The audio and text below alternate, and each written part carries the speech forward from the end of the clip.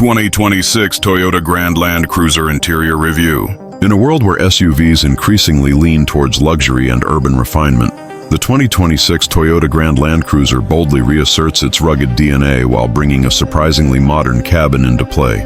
The question isn't merely whether this new Grand Land Cruiser can handle the gravel, trails and steep inclines of a true off-road icon. It's whether its interior can deliver the day-to-day comfort and tech sophistication contemporary drivers demand. With seats up, screen sizes expanding, and connectivity central, the interior of the Grand Land Cruiser becomes as much a statement of lifestyle as of capability. The journey into its cabin reveals how Toyota balances purposeful utility with thoughtful comfort, and where it still leaves room for improvement. Interior. Cabin layout and feel. Sliding into the 2026 Grand Land Cruiser, your first impression is one of broad, upright presence. Toyota's delta of tradition and modernity is embodied in the cabin. The upright dash and generous glass areas recall the Land Cruiser's heritage, while the layout of screens and controls nods to the digital era. According to Toyota's own online presentation, the Land Cruiser's interior is designed to elevate every drive. In practice, the materials and execution vary depending on trim, but the structure is solid and functional. The seating position is commanding yet comfortable, offering good visibility thanks to the tall greenhouse and laid-back hood line. Entry and exit are largely intuitive, though the body-on-frame platform means side steps or higher thresholds are often required in some markets. The second row remains adult-friendly for long journeys, and storage cubbies, door bins, and armrest surfaces are well-sized. That said, the 2026 Land Cruiser is strictly a two-row five-seater in contrast to some full-size three-row rivals. Materials, comfort, and ergonomics. When it comes to materials, the Grand Land Cruiser cabin delivers better than its immediate predecessor in many respects. Yet some reviewers still argue it doesn't match the premium finishes of rival luxury SUVs. For example, the review by Motor Trend states that interior materials don't quite befit the Land Cruiser's price tag. Indeed, while soft touch surfaces are present on the dash and door tops, lower panels and some trim pieces rely on harder plastics. However, in the higher Land Cruiser trim, above the base 1958 variant, you'll find premium leather upholstery, ventilated and heated front seats, heated steering wheel, and additional comfort tech such as a head-up display and ambient lighting. The front seats are supportive and comfortable for long hauls. The second row provides adequate legroom and headroom, though its fixed bench design means fewer adjustment options compared with more premium rivals. The ride quality filtering is good, helped by the refined hybrid powertrain and body-on-frame underpinnings that mitigate body motion, but some road and wind noise still creep in at higher speeds. Infotainment, connectivity, and controls. The tech stack of the Grand Land Cruiser is modern and sufficiently competitive. Lower trims offer an 8.0-inch infotainment display, while the upper trim upgrades to a 12.3-inch touchscreen and a matching 12.3-inch digital driver display. Wireless Apple CarPlay and Android Auto are standard, multiple USB-C ports, and a wireless charging pad come as standard or available equipment. Physical controls remain generous and glove-friendly, which is appreciated when driving off-road or with gloves on. One highlight for practicality is the cargo and storage capacity. According to Car and Driver, the new Land Cruiser variant, not branded Grand but architecturally equivalent, held 17 carry-on suitcases behind the rear seats and 31 with the seats folded. The load floor is flat and wide, making day-to-day usability easy even with gear. This underlines the everyday utility agenda alongside the off-road capability, practicality, and usability. While the cabin is 5-seat only, the Grand Land Cruiser still offers strong practicality for its category.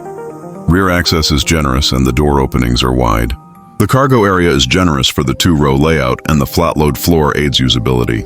The rear seats fold in a 60-40 split in most markets, allowing longer items to be carried.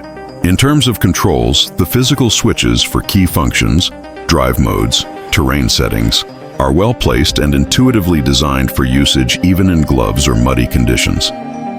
That is particularly relevant given the vehicle's trail-ready nature. Summary of interior. In the 2026 Grand Land Cruiser, Toyota has achieved a strong balance. The cabin feels purposeful yet comfortable, tech-rich yet practical, and immediately usable off the paved road. Some material finishes don't quite rise to luxury SUV levels. And the absence of a third row may be a deal breaker for large families, but for many buyers who value genuine off-road capability without entirely sacrificing comfort and connectivity, this interior hits a sweet spot. Pros and cons. Pros interior. Spacious and commanding seating environment with strong visibility and practical storage. Modern infotainment and connectivity. Large screens. Wireless Apple CarPlay, Android Auto, USB-C. Wireless charging. Strong usability. Flat load floor. Large cargo space relative to two-row layout. Glove-friendly controls. Cons. Interior. Material quality in certain lower and mid-trim areas falls short of premium rivals. Some hard plastics remain, only 2 rows, 5 seats. May limit appeal to buyers needing 3-row flexibility. Some road and wind noise still present. Refinement is good, but not class-leading. Is the car any good? When evaluating the Grand Land Cruiser's interior in the context of the entire vehicle, the verdict is clear. Yes, it is good.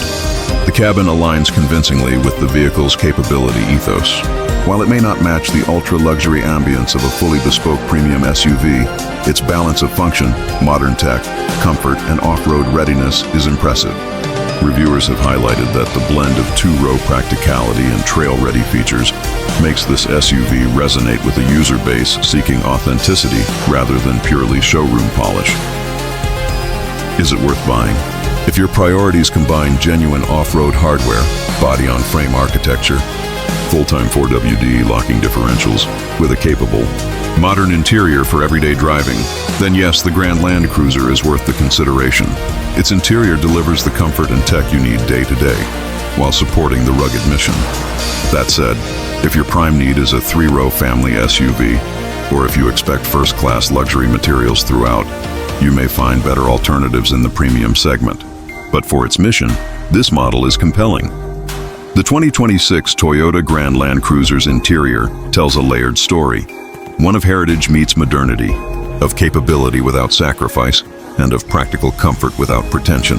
From the driver's seat, you feel elevated physically, and ego-wise, you're in a vehicle that means business. Whether handling a trail or ferrying gear across town, its cabin doesn't dazzle with luxury couture, but it succeeds in delivering a refined, functional space that a serious SUV buyer can appreciate. Ultimately, the Grand Land Cruiser interior is less about indulgence and more about informed capability. If you're enticed by the idea of a vehicle that can genuinely go anywhere while still offering a well-equipped, tech-savvy cabin, this SUV is a strong contender. And if you're watching, hit that subscribe button to stay updated on the latest car reviews and road tests. Subscribe for more content.